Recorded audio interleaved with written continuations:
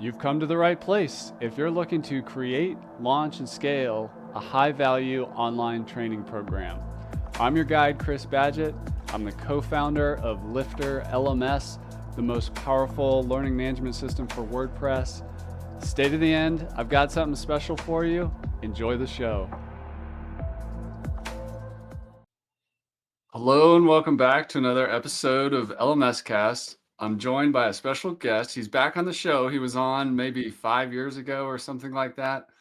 We've got Brad Williams. He's from ThemeSwitcher Pro, which you can find on ThemeSwitcher.com. He's also a founder of Web Dev Studios, which is an awesome agency. The LifterLMS website was actually designed by Web Dev Studios. They're an awesome company. But first, welcome to the show, Brad. Yeah, thanks for having me, Chris. It's funny, I forgot I was on this show. I guess that means it has been a while. So, You and I'll look up Lisa that were episode on. number. I wonder what number that was. You and Lisa were on together. It was a Okay, tag team show. 5 years ago. Yeah, that was like the before times. So it's a little fuzzy back then. It was a while But I'm ago. back. You're back, and you've got a new Glad to be here. project, ThemeSwitcher, which once you told me about that at a conference, I was like, oh, that's cool. And let me do my high level of why I got excited about it. Yeah. So what ThemeSwitcher Pro does is it allows you to use different WordPress themes on different parts of your website. And in the learning management system space, one of the early questions we get from people is, should I do a subdomain or not? And one of the main reasons we advise people to do a subdomain for the LMS is because they already have this massive website, but they really want to use all our tech, including our full site editing theme, SkyPilot, but they can't get their head around redoing the whole site. So we're just like, put it on a subdomain. And there's other reasons to put on a subdomain. But this idea that you can do web design more one piece at a time in the live environment, and maybe you want Elementor and Astra over here and you want something else over here, it's awesome. But tell us the genesis of Yeah. ThemeSwitcher Pro and why you guys decided to build it over at Web Dev Studios. Yeah, thanks, Chris. So ThemeSwitcher Pro. So at Web Dev Studios, we're an agency that's been working with WordPress we're in our 17th year. So we've been doing this for a long time, focused on the WordPress platform, building WordPress for kind of mid-tier to enterprise level organizations, larger companies, more complex challenges, more content, bigger traffic. So very experienced in the WordPress space. And we've had a number of products over the years, and we still do, that really we built. Some we just built for fun. Some we felt like were really important utilities for WordPress, like custom post type UI is our most popular one, which allows anyone to register custom post types through the dashboard, through the UI of WordPress. Very much a utility. It's a free plugin that we've had out there for a long time. But the genesis of ThemeSwitcher Pro really came from our clients, right? So we have a lot of clients that are on the classic legacy WordPress setup, right? They have a theme that was built a number of years ago, before Gutenberg, before the block editor, or when the block editor was early and new and they weren't comfortable going down that road. But now the block editor is very refined. It's a very powerful tool. It's a great tool. And companies want to leverage the block editor. The challenge is, how do they get from classic legacy WordPress to the block editor? Traditionally, it is rebuild the whole website, right? Redesign, rebuild the whole website, launch. What we've seen in the past few years is it's harder to get budgets approved at a larger amount. So the idea of let's rebuild our whole website so we can use this new block editor is a very tough sell to executives up the chain of command, because they don't care, right? The website looks fine. I don't care how you make the content. Marketers, content creators, admins of the website that really understand the block editor know the power that it can bring and how efficiently it can allow them to create new pages of content, landing pages, whatever, in a really beautiful way. So we started thinking about that. If we can't get larger budgets approved, is there some way we can chip away at a transition, some way we can iteratively, as you said, replace sections of the website with a new block-based theme while other sections continue to do what they're doing using the classic setup? And that's where ThemeSwitcher Pro was born. We started building out this technology for some clients, started integrating it and using it with some clients, and had a lot of success. And they were really enjoying how quickly we were able to get them to the point where they could produce block content on their production website, which is generally within a month, maybe 2 months max. They're already producing content versus a full-blown redesign that might take 6 months, 8 months, 12 months before they can start creating block content. So we knew we had something, right? And then we started showing it off to some friends in the industry, some hosting company partners, and they said, look, you got to productize this. There's a need for this. There's so many sites out there stuck on classic. They don't know how to get to the block editor, and a rebuild is not an option. So ThemeSwitcher Pro. We built it into a plugin, and now very easily you can run multiple themes across a single WordPress install. So what we're doing with a lot of our clients is we're building them a block-based theme. We're mimicking their header and footer from their classic site, so it looks exactly the same. And then we're styling up all the blocks through theme JSON and other methods so that it all fits their branding. It all is part of their website. And then at that point, they can deploy that theme and start using that theme for new content. So if they create a new page, a new post, a new feature section, whatever, they use the new theme. The header footer looks the same, but all the content in between is all block based. So it allows them to start really rapidly using patterns, blocks, and all the power of Gutenberg and the block editor. While again, the rest of their website is locked into that classic state. It's not going to touch that. It's only touching where you tell it to switch. So really opens up a lot of options, a lot of use case scenarios. We can talk about a lot of different ideas and how we're seeing people use it. But in my mind, it's a bit of a game changer because it gives not only website administrators and owners, but also freelancers, agencies, anyone building sites. It gives them a tool in their tool belt that they can go to their client and say, hey, we have a way we can start to transition you. And it isn't writing a six-figure check, right? Maybe it's giving me 5,000 a month for 12 months or something while we slowly integrate this or chip away at it. This is very much a tool that anybody can use. Freelancers, agencies, we hope and expect that other builders, implementers will want to take a look at ThemeSwitcher and see if it's a good tool for their clients, as well as just website administrators. It gives them an option. To your point, LMS, if I want to launch Lifter on my site, traditionally I would have to either switch the theme to your theme that works really well with Lifter or update my theme so it makes sure it works really well with Lifter. Now you could just use your Lifter theme just on the LMS sections of your website, and everything else stays exactly the same. So products, I think there's a very interesting angle here for people like you, Chris, where you're selling a product and our product now can help you sell more of your product, right? Because it gives them an option to use your theme and have a really nice experience with the LMS without blowing up their entire website. So really excited about it. The feedback's been great. Really enjoying talking to people like you and sharing the story because this is an educational piece to this so people understand what it does. But I've been talking a lot. I just dumped a ton of information there. So that's where we're at. It's exciting. Yeah, that's fantastic. And the best products, in my opinion, like the customers pull it out of you. And I've literally had that question probably 100 times in 10 years. Hey, can I use two themes on my website? Mhm.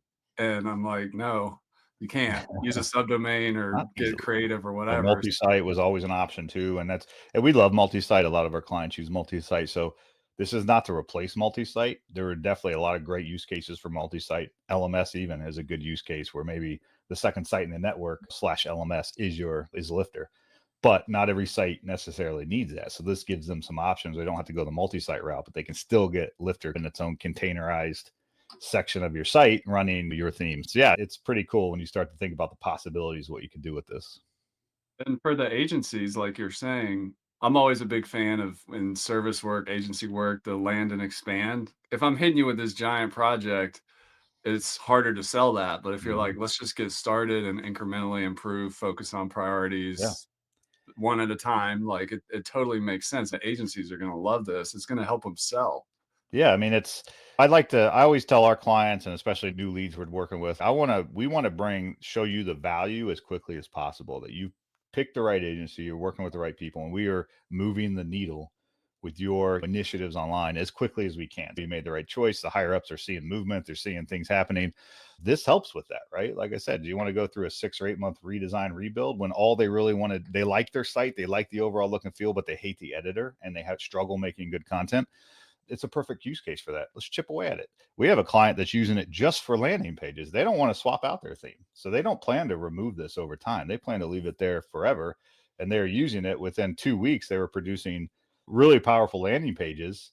And once you make one into the power of patterns, you make that landing page pattern. Then within a couple clicks, you've just drafted a new landing page, and then you can swap out content, click tracking, scripts, whatever, but very quick. They're launching landing pages within a matter of hours now, when before it took weeks because they had to have developers come in and say, okay, I got all the content, but now we need you to tighten it up with CSS, get the alignment right on these images, make it look good. Because it's really hard to do that in the WYSIWYG editor, the classic editor. Just putting two images side by side is what feels like an impossible task unless you know how to code in the old editor. But in Gutenberg, it literally is a couple clicks. Put in the container, two columns, boom, two images, and you're done. Once you really buy into it and really experience it and especially see it, it's certainly on the patterns. I feel like you see this light bulb moment when people see how powerful patterns are and how quickly they can reuse those patterns throughout their website. you just see their eyes get really wide, and it's a game changer. So the more people we can get on Gutenberg, the more people we can get building blocks and utilizing the power of patterns, the less people are going to be looking for alternatives to WordPress. They're using what we want them to use, which is the most modern tools available within our system. If they're still stuck on classic editor, they probably are very frustrated with WordPress. And is it WordPress's fault? No. But that's the perception, right? So again, the more people we get up to the block editor, the more people we get using modern WordPress, the tools that we've spent years building within the open source community, the better for the project. And hopefully this is a tool that people can use to do just that. Let's talk more about use cases. You mentioned the marketer who wants to do some campaigns and landing pages. Maybe somebody wants to just redo only the homepage and Yeah. start there. Where do you see people, and what would you advise agencies and brainstorm with them about where are the most high value places in a Mhm. WordPress site that I could focus on first with block based theme? Yeah, it's a great question. I think it always is going to depend on the business and what's their business and what's important to them on their website. The big question I would say to ask is, do we want to start with a very impactful section of the website, like the homepage, or maybe the single article page if you're a media site that just gets a ton of traffic? Or do you want to start somewhere that's a little less impactful? Maybe your about page, maybe your FAQ, something that is important, but not the most important thing on your website. So that's the number one question we like to ask. And generally speaking, the answer is they wanted to go with the more impactful, which is surprising, right? I feel like most people would want to dip their toe in a little bit. They're like, nope, let's replace the homepage. Great, let's do that. So we had a client we worked on where 95% of their traffic goes right to the single articles. It's a media site. People, it's very discoverable on search engines, very shareable on social. So all their traffic goes to their articles. Their homepage is a sliver of their traffic.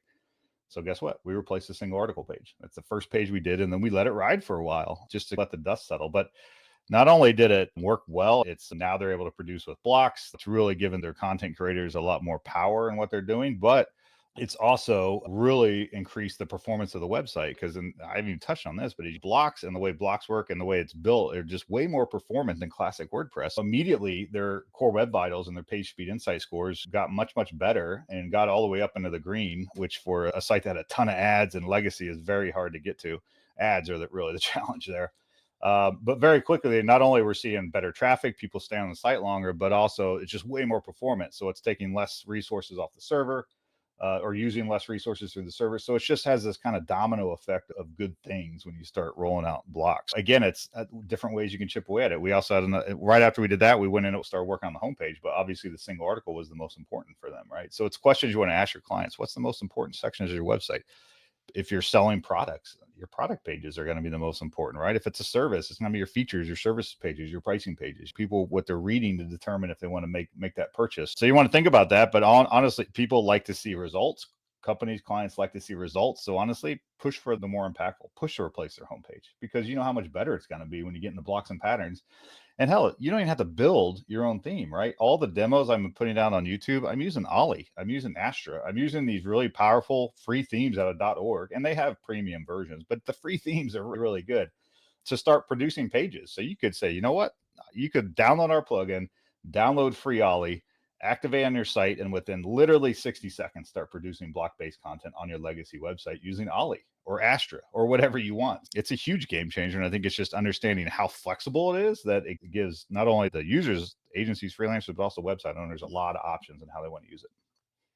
For the technical people out there, how does it at a high level work? Because I remember when you reached out to me to test, I'm like, "We'll see. Let me see how this works." And Lifter LMS is complex. Like WooCommerce is the platform. There's all these custom post types and everything. And I just turned it on, and all the settings for Lifter components at a global level showed up. Yeah. And I like how on individual pages you can make a specific decision and everything, but it Mhm. just worked.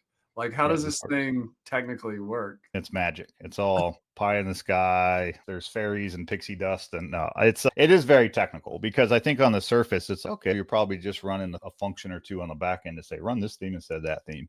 Way more technical than that. And what it really gets down to it, when you load Gutenberg, imagine I'm on a classic WordPress site. I want to use Ollie, right? So as soon as I flip a page over or whatever over to Ollie, not only does Ollie have to power the front end, Ollie has to fully load in the back end in the block editor because all the patterns have to be loaded in, all the styles, everything that Ollie gives you, all that has to be loaded into the editor, which I don't think a lot of people realize, right? They think, oh, it's just blank Gutenberg. There's nothing. it had to load all the theme assets as soon as you go create add new page or add new post or add new whatever. That was the large technical challenge, because even in the way that WordPress loads themes, it's not early enough to bring in all that stuff and just switch it. It's too late in the load process. I'm not the right person to get into all the technicalities of it, but I can promise you, not only have we built this in a way that just works, like you said, but it's massively performant. The site I mentioned that does single article page, that's a WordPress VIP site. This is running on WordPress VIP, and that site gets a significant amount of traffic. So this has really been tested at scale with our clients, which gives us a lot of confidence that if it works at that level, at the really kind of enterprise big media level, it will work for 99.9% of the people out there running WordPress, right? Because performance was such a big thing for us. We can't roll out a tool and recommend it to our clients if it's going to be a massive performance hit, or really any performance hit. Like you can't do that. Performance is so important on the web. The site has to be fast, or you're going to drop search engine ranking. People are going to bounce quickly on your site because it's slow loading. We don't have attention spans online. I want what I want right now. So we prioritize performance at the forefront of everything to make sure it's lightning fast. And of course, you always need good caching layers and all that stuff, but it's built to perform. So, but it does work really well. It uses all core WordPress. If you have custom post types registered, they're automatically going to show up on the dashboard, and you can say, yep, I have my movies section. I want to replace movies with this other theme, Ollie. It'll start every movie page will start running Ollie. Also, since we're talking the technical side, the one thing I do want to mention too is this is really built by developers for developers. So there is an admin UI that allows you to do certain things, but it's also fully controlled through code. So you can write, we have all sorts of hooks and filters, and you can tap into almost any WordPress conditional and do a theme switching case conditional. So you could say, hey, if user Brad logs in, we're going to run the Brad theme. Or if it's after 5 p.m. local time, we're going to run the evening theme. So like you can just imagine how crazy and flexible this could be, and being able to control it by code is really going to be a requirement, especially at the higher level development, because everything needs to go through a code repository. There needs to be accountability around what's happening, where the code's committed. You don't want a client that doesn't really understand what they're doing to go in there and start checking features and saving it, and all of a sudden your theme switch and you didn't realize what was happening. So you can control this whole thing by code, which is what I would expect most developers would probably want to do. Very cool. Tell us about the like page builders. As an Mhm. example, Elementor is really popular. I think probably 30% of LifterLMS users use Elementor. They're on the either using Elementor's Hello theme or something like Astra or Cadence or something underneath Yep. it. Page builders are plugins. So how should people think about it if they're full site editing curious, but they're really wrapped into this page building world? Yeah. It does fully work with page builders. So we want to make sure, again, a number of the clients that we've worked as or we're in process of transitioning are on page builders. Elementor generally the one we see the most. So we want to make sure it works with all the top page builders: Elementor, Divi, Beaver Builder, Cadence, those type of builders. But it works, right? So if your whole site's built with Elementor, you can still go in there and say, all right, I want to switch my homepage to Astra, or I want to switch my single post template to Ollie. And then when you hit those pages, it just essentially, it no longer is going to run Elementor, because at the theme switching layer, it knows, hey, we're switching off Elementor over to this. And so it'll load all those Ollie assets or Astra assets instead of Elementor. So you can absolutely use this with those. Many of the clients we're recommending to are on page builders, because look, page builders are great. There is a market for page builders, are a good fit for a lot of people. But what we're seeing is a lot of companies, marketing companies, agencies, people that don't really specialize on WordPress, but they build sites, right? Leaning almost too heavily on page builders. So there's a lot of clients walking the door that have this massively complex website that was built in Elementor, and it was the wrong decision, right? A really complex website like that, in my mind, should not be built using a page builder. It just gets too hairy and too complicated. So we're unpacking that using ThemeSwitcher to get them back to the block editor. Remove that extra layer of complexity, right? Especially we talked performance. Page builders, they add that really strong layer of complexity, and then all those decisions you're making on designs and layouts, that's all stored in your database, right? So it has to be retrieved on page load. Of course, it can be cached, but it's just extra overhead that's happening to load that page. You can get rid of all that. You can get rid of that and just go with Gutenberg. No extra page load. It's what's already loading. So again, it's an option if people are on page builders and looking to transition, or to use it as a tool alongside your page builder. Like I mentioned, this isn't a tool that you have to have a plan to remove. Certainly, if your plan is to transition to a block theme over time, once you actually transition every section of your website, you could remove the plugin and just activate your new theme, and you're done, right? The plugin's gone and your new theme is fully active, your new block theme. Or it could just be a secondary tool that you plan to use forever, right? You keep it on your website. You have your site built with Elementor, which is great, but you want to launch an LMS, right? You want to launch Lifter, and you know what? I don't want to figure out how to do that in Elementor. So I want to use your theme, Chris. So boom, slash LMS, and all those pages can all be on your theme. So again, a lot of tools, a lot of options, a lot of use cases, but page builders are a big part of it because they're so dominant. There's so many sites running page builders. We want to make sure that this fully supports them, and it's a tool that people could use if they're using one.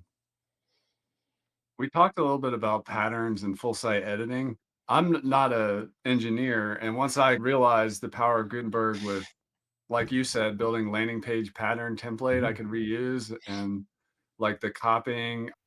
This episode of LMS Cast is brought to you by Pop-Up Maker, the most powerful, trusted pop-up solution for WordPress. Whether you're selling online courses or memberships, Pop-Up Maker helps you grow your email list, boost sales conversions, and engage your visitors with highly customizable pop-ups. Imagine creating custom opt-ins, announcements, and promotions that actually convert. I personally use Pop-Up Maker on my LifterLMS websites for lead magnet opt-ins, cart abandonment, upsells, downsells, and guiding users to helpful content. Pop-Up Maker is an essential tool for growing my email list and making more money online through my website. Ready to take your website to the next level? Head on over to wppopupmaker.com/LMScast and save 15% on your order. Discount automatically applies when you visit through that link. Pop-Up Maker also has an awesome free version, so you can just use that as well. Go to wppopupmaker.com/LMScast and save 15% off your order, or get started with the free version now. Get more leads and sales on your website with Pop-Up Maker today. Now back to the episode. I can go to a part of my site and just copy a group of stuff or a whole page and just paste it somewhere else. Yeah, it's so cool. I remember the old world where everything was like, all right, contact a developer. Need a custom template. It's not very flexible. I Yeah. couldn't go make changes to the template when I found some kind of upgrade or something. That's what really sold me on full site editing. But what else do you love about it? Yeah. And just to be clear, and people listening probably know the distinction between it, but you have the block editor, which is Gutenberg, the block editor, that's your content area, right? And then full site editing is essentially expanding that so you can use that editor throughout your whole site layout, header, footer, sidebars, whatever. You can use essentially blocks to build out your site. To be clear, right now, ThemeSwitcher Pro does not support full site editing fully.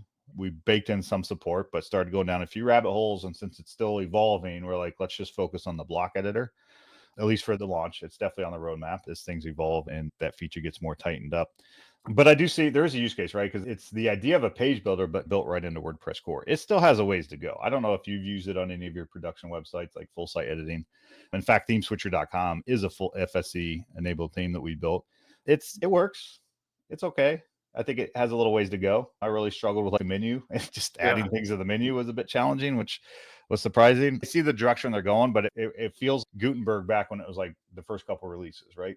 Kind of works, but definitely needs polished. And that's waiting for more of that polish before we bake in that full support for the full site editor. WebDev Studios, you mentioned like you help medium to like enterprise, and you've got some big brands on your site like the NBA, Campbell's Soup, Mhm. Starbucks, Microsoft. Tell us what's a really big site? Like how many pages? Because just this problem of, hey, if you land a big client, it's hard to convince them to do the whole thing all at once. And this Yeah. is where ThemeSwitcher comes in. But how big are some of these sites you've worked on?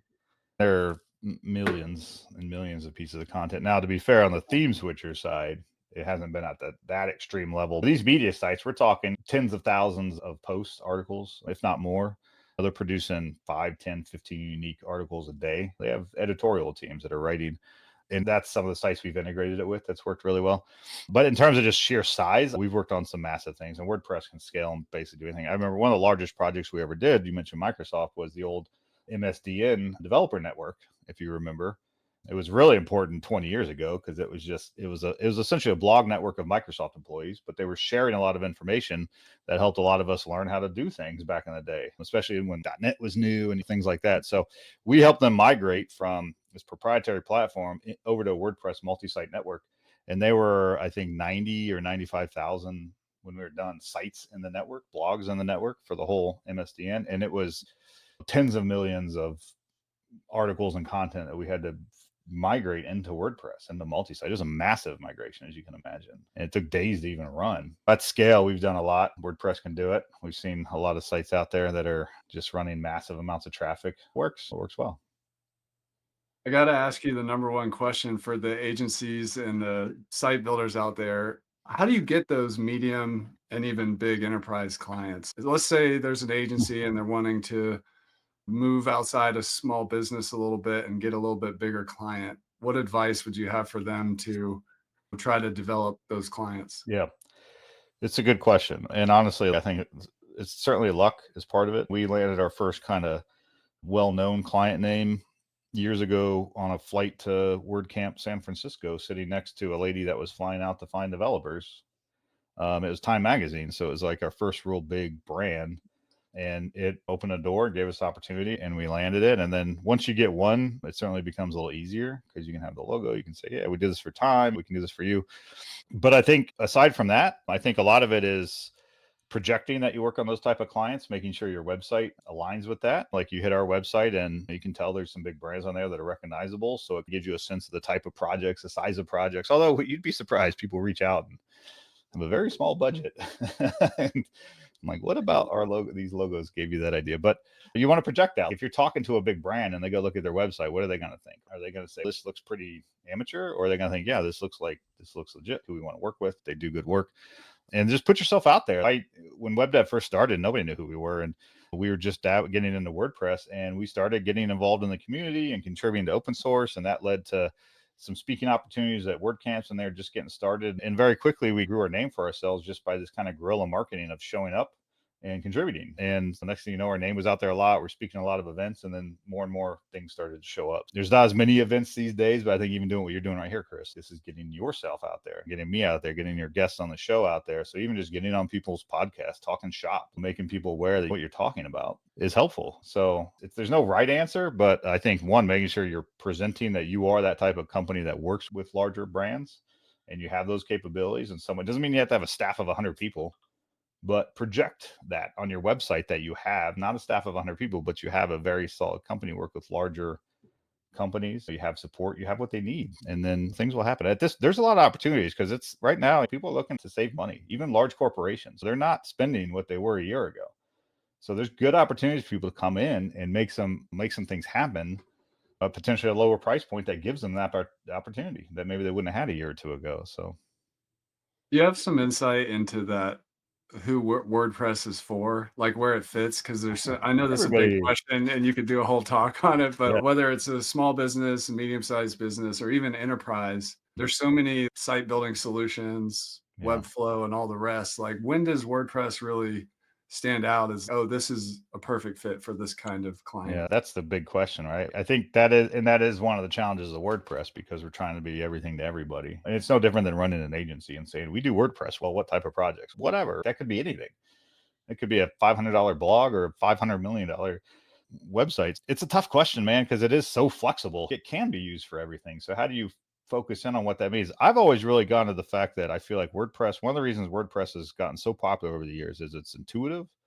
It's there's been a lot of focus on the UI UX. Doesn't mean there's not more we can do, certainly, but if you just log someone into a WordPress website that's never seen it before and say, see if you can figure out how to publish a post, they'll probably be able to figure out how to publish a post. It may not look great. It may just be the title and they don't realize they need to add blocks, but they'll probably figure out how to add the title and hit publish, right? So I feel like the intuitiveness of it has always really helped. So I think people looking for a system that's easy to use, obviously has a huge ecosystem. That's another big, huge benefit to WordPress is the ecosystem, the products that are out there, the services, how long it's been around, big teams behind these products or teams that you can trust and support. Intuitiveness, flexibility, UI, UX stuff, and just the ease of content. Like as long as WordPress doesn't lose focus of its core, which is creating content, it's a content management system. It's all about the content. then I think we'll be okay. We're never going to dominate. We're never going to be 100% usage. We're never going to be, everyone's like, oh no, it's shrinking. I'm like, it's not shrinking. It's plateaued a bit in the last year. That's true. But But even if it 43% is shrinks, it pretty doesn't good. mean the end of the world. Yeah, Yeah. 43.5% right now. It's an insane number that's hard to wrap your head around. Like, that's a lot of sites, a lot of sites. And that's just the known internet, right? Forget all the local installs and all the things that people doing behind firewalls that block tracking. And so it's just a staggering number. So I think people need to remember that, even if it goes down a percent or two, it's a staggering number. But yeah, it's a tough question. I think it's more about showcasing what it can do in different verticals, different angles. There's talk about rebranding WordPress or getting some marketing help, blah, blah, blah. Like WordPress for e-commerce, WordPress for publishers, WordPress for small business, like really having these focused landing pages, sections that explain why WordPress is good for a small business, right? Why it's easy. It's generally the costs are going to be cheaper once you get set up ongoing, things like that. So just there's so many niches and verticals it's great for, but the message of it's everything to everybody is not a good message. It needs to be more focused in some areas. So I don't have good answers there. I'm sure smarter people out there hopefully can figure it out, but it's a challenge with any business. I always thought with people like, oh, I want to get, should I get, start building websites with WordPress? A lot of people say, no, it's too saturated. I'm like, do it, but just try to find a niche. It'll make it easier to market. Like maybe it's WooCommerce, maybe it's Lifter. Like find a niche, and that way your marketing is so targeted on not just WordPress, but WordPress, and you're going to start to stand out. You're going to start to stand out from the pack versus me. Our challenge is we do WordPress, right? It's not, and it's like we do WordPress. So that makes our marketing harder, which is why we get people to walk in the door with a $500 budget and a $500,000 budget, because it's tough to us to market just to that higher level. In terms of the kind of land and expand approach, which ThemeSwitcher Pro really helps with, what advice do you have for somebody to develop a client relationship and keep it going? Like when I worked with Web Dev Studios, it was professional all the way through the sales process, the communication, the weekly calls, the Yeah. scheduling, the team that came for different parts. It was like super professional. Thanks, Chris. And if I had unlimited budget, I would just Going. and but how do you do that? What's some of the pro tips you have for land and expand and good Yeah, land and account expand is a management? good way to describe it. And that's really our goal, right? And we tell clients, I get very honest when I say clients, leads walking in the door. I get very honest with them. Look, we're all about partnerships and relationships. Yes, we want to rebuild your website. Yes, we want to help you with your online goals, but we also want to be there for the long haul. And I really appreciate my team. If we can help our clients be successful, if they're successful, we will inherently be successful, because why would they go anywhere else? If we're helping them succeed online, if we're helping them increase their sales or their conversion or their bounce rates are getting better, whatever their goals are, if we're helping them meet or exceed those goals, they're never going to go anywhere else, right? That's always our goal. Is if we're doing a website rebuild, we want to rebuild a site, but then we also want to be an ongoing partnership. So we'll set up something like an ongoing retainer, a monthly retainer. Maybe we have set number of hours every month that we're dedicated to them, and then we can schedule it out. And then we just work through their initiatives. I always like to also preach that we're not task takers. We're going to bring our recommendations, and I say, let's sit at the table. The client knows their business inside and out. We know WordPress on the web inside and out. We all sit at the same table together. We're going to make the best decisions for your online goals and initiatives, right? And then we can help execute on those. So always be thinking, yes, there's going to be that initial project. It might be a build. It might just be some one-off tasks they need help with. But you always want to be thinking, how do I establish a longer ongoing relationship? Because to be very honest, getting more retainers and recurring revenue really helped us, especially through the past 4 or 5 years with the uncertainty and the ups and downs and lockdown, all of that. When new projects weren't always walking the door, we still had our monthly retainers that were keeping us going, like keeping us busy. We're still doing that stuff. So think about that, because you don't want to just be a one and done. You jump to the next one. You want to cultivate relationships, build those relationships. And over time, you start to build a kind of a Rolodex of clients you've had for years that are bringing in money month in and month out, right? And that's how you really start to grow into a really solid and viable business in this space. One of the key things you said is we're going to make recommendations. Like, what are some examples of like Mhm. proactive recommendations that lead to more work? A lot of it's around performance. Think about things that clients care about, right? And it's ranking search engines, which is directly related to performance in a big way. That's a huge one for us. We're always running page speed insight tests. We're always running speed tests and looking for opportunities that we can go to the client and say, hey, like you just uploaded an image that's 10 megs. We could either convert that for you, or better yet, let's integrate a system that does that automatically, right? You upload whatever image you want and it will make a nice WebP format for you. Those type of opportunities, you can always bring a client, and you really will stand out. You'll look like a thought leader because you're being proactive, right? Look at things like security. Every client we engage with, I go through a checklist and we hand it them and say, hey, Here's the things we could do to help enhance your security. Two-factor authentication. We're happy to integrate that. Maybe a single sign-on, strong password policies, whatever that is. Most sites are not doing any of that, right? That's some quick wins. And they're thinking, oh, they're really thinking about security. That's great. Like, you want to be proactive and thinking about the things they're not thinking about, but supports the goals that they are thinking about, right? So performance and speed are going to help them rank better, and search engines going to help people stay on the website longer. That's a goal for them, right? So get that site as fast as you can. You need to be perfect if you can on core web vitals, or as close as you can. Security is another one. Accessibility is another one. It's not only important, it's the right thing to do. Like, I preach this to my team and our clients. Like, we make the web as accessible as we can. I don't care if it's a client requirement, we're making it accessible. And the only time we won't is if it's literally a client is telling us it has to be this color scheme. We inform them that is whatever, it doesn't pass the test, and then we would do it if they tell us to. But generally speaking, the clients want to be accessible too, because it could open them up to legal situations, right? Yes, generally speaking, they want accessible web, but what's their goal? Not to get sued, right? So let's make your website accessible. Let's integrate things that can help automate that. AI is a great use case for automating alt text. The things that people just never do or forget to do, automate it. If there's a 15 step checklist to publish something, they're never going to do all 15 unless it's required. How can you make that 3 or 4 things and then all those other things are automated, right? Oh, I uploaded an image, I forgot to fill in the alt text. AI fills it in. Hey, it's a picture of a dog on a park bench. Boom. That's perfect. It's accessible. That's what it needs to say. So look for those opportunities that you can bring, because those are the biggies: speed, performance, security, accessibility. Those are some big ones that there's almost always things you can do there. Look for new versions of WordPress. 6.8 just came out. Great opportunity to sit down. What new features should my clients care about in this release? There is that pre-loading of pages and content stuff. That's interesting, right? From a performance standpoint. So that's something you want to research. Always look at new versions and say, what could my clients use that are in here? And then you come to them and say, hey, new version's out. Let me walk through some features I think you'll care about. Now you're a partner. Now it's not just client agency. You're a partner. You're thinking about them. You're thinking about their success. And that stuff goes a long way towards building those relationships and getting them to trust that you're trying to help. You're helping them make the best decisions for their online goals. Some of the, and I'll end it on this point, but some of the toughest clients are the ones that don't go with your recommendations. And I'm not saying they should always just blindly say just everything we recommend, but if it's constant pushback and they hired you because you're the expert, but they're constantly pushing back on what you're recommending, that's a big red flag that you might want to take a step back and say, wait a minute, like, why?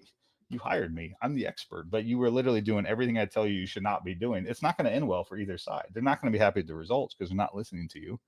And you're not going to be happy because you're going to feel like you're getting blamed for things that shouldn't be your fault, right? So look out for that. But generally speaking, most people want your advice, they want your help. They hired you for a reason. Sometimes it's good to remind yourself that they hired you because you're the expert. So show them that. So that's Brad Williams from Web Dev Studios. Go check out webdevstudios.com.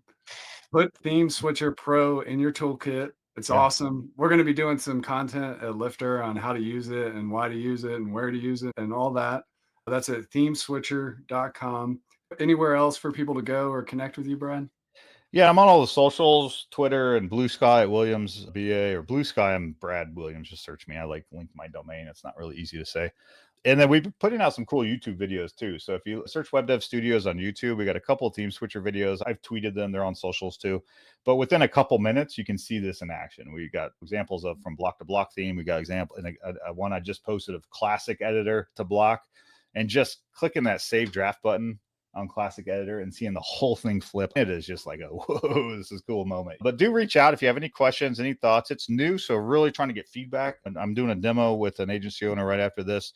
If anybody would like a demo or just have questions, whatever, feel free to reach out. It's Brad at webdevstudios.com. But yeah, I really appreciate it, Chris. I've always enjoyed our friendship or partnership. You putting your trust in our company to help your company. And I think this is just the next evolution of us helping each other through our products. Super excited to get this out there, and really excited to know this is one that I know your clients are going to be very interested in. So thanks for having me. Awesome, Brad. Thanks for coming on, and we'll have to do it again sometime. Absolutely.